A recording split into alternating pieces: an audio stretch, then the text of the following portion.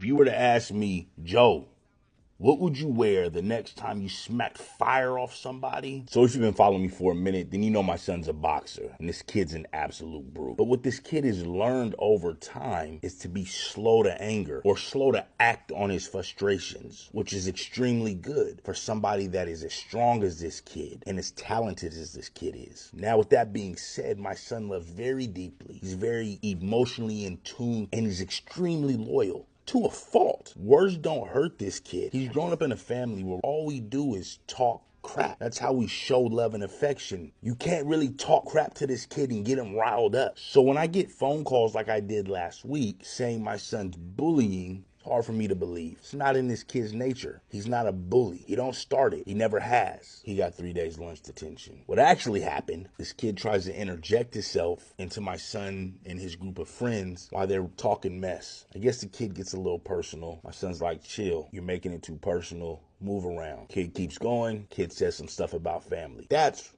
what'll get this kid riled up. Say anything you want about him. You can say anything you want about anything around him. But you talk about this kid's family, all sanity's out the window. My son gives him warning, tells him to move around. Next day, the kid keeps doing it. Later on that day, my son's in the whizzer taking a whiz. Who walks in the bathroom behind him? Homeboy. What does my son do? He shakes off the excess, zips up his pants, turns around, tells his kid, this is your only warning. Never talk about my family. Gives this kid a palm from hell. Hits this kid so hard, kid runs out the bathroom, tells the principal, I get a phone call, he's bullying. The subject matter is a lot more personal than him just talking stuff about family. It really touched a nerve, which based on the situation and the topic that was talked about or joked about with my son, it's a pass from me. But if you see a brute and he tells you to move around, he tells you to stop, you should probably stop. With that being said, I got Nishane's Fan Your Flames. And I think this is an appropriate fragrance for said situation. Absolutely divine. Atomizer.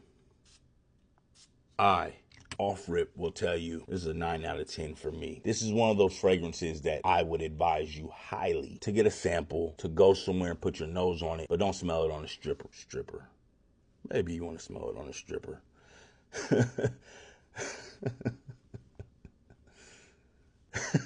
Smell it on a test strip.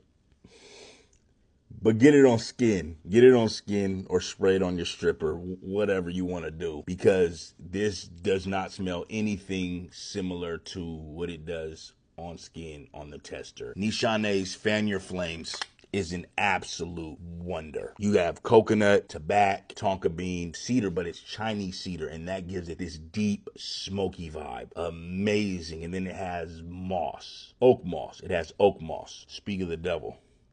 It's my son. And then it has this boozy rum note. This fragrance reminds me of sitting on the porch after a long day's work, puffing a Churchill with a nice tall glass of whiskey neat. Fan Your Flames is a 9 out of 10. Rich, boozy, earthy, smoky. What a win. Performance is impeccable. If you were to ask me, Joe, what would you wear the next time you smacked fire off somebody? Nishane's Fan Your Flames. This is a hitter. Literally.